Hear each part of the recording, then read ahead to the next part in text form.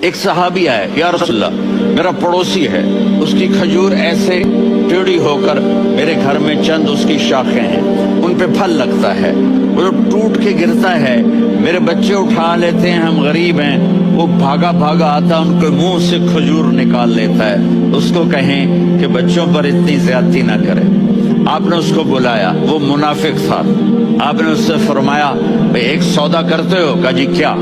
کہا یہ کھجور مجھے دے دو اور اس کے بدلے جنت میں کھجور لے کے دوں گا۔ وہ کہنے لگا یا رسول اللہ یہ اصل میں میرے بچوں کو بہت پسند ہے، کوئی اور کھجور ہوتی میں دے دیتا، یہ تو میری معذرت ہے۔ وہ تو منافق تھا، اٹھ کے چلا گیا۔ ایک صحابی بیٹھے تھے،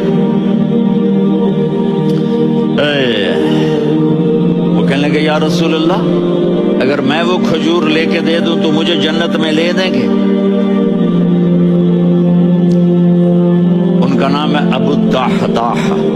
آپ نے کہا ہاں تو مجھے لے کے دے دے میں تمہیں لے دوں گا۔ وہ اس کے پیچھے چلے گئے، اے بھائی کتنے میں بیچو گے؟ میں نے کہا جا جا، میں نے اللہ کے نبی کو نہیں دی، تمہیں کیسے دے دوں؟ کہا اچھا بھائی منہ سے بول کتنے لینے ہیں؟ تو اس نے جان چھڑانے کے لیے کہا کہ اپنا سارا باغ مجھے دے دے، کھجور لے لے۔ باغ میں 600 کھجوریں اور یہ کھجور کسی اور کو دینی ہے۔ تو کہتا ہے پکے ہو، پھرو گے تو نہیں؟ کہا میں پاگل ہوں، میں پھروں گا؟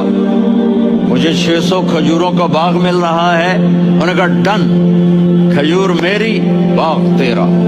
وہ بھاگے آئے، یا رسول اللہ میں نے سودا کر لیا۔ کہا کیسے کیا؟ کہا سارا باغ دے کے کھجور لے لی۔ آپ نے کہا پھر میرا سودا بھی بدل گیا۔ کم من عدق رداح ودار فیاح لأب الدحداح فی الجنہ۔ میرے ساتھی میں اپنی آنکھوں سے دیکھ رہا ہوں کہ اللہ نے تیرے لیے جنت میں ایک گھر نہیں محل بنا دیے، سینکڑوں، اور ایک باغ نہیں ہزاروں باغ تیرے لیے تیار کر دیے۔ یہ ہے ایمان کی نشانی، یہ ہے محبت کی نشانی۔